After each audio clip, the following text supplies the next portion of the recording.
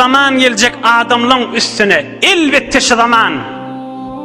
Şu zamanla hemme adamlar helak bolacak. Fitnenin içine düşecekler. 10 min aytyan gurrununa havva doğru aytyan deyip imanlarını elden verecekler. Birce adam salim alacak deyiptir.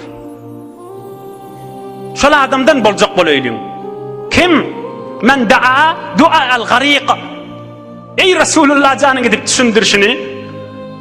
Bir adam deryada keşti devlen molfa. Bir tahtacığa yavşık qalan molfa. Şol adam Huday Taala'dan ağlap ne kadar dua eder.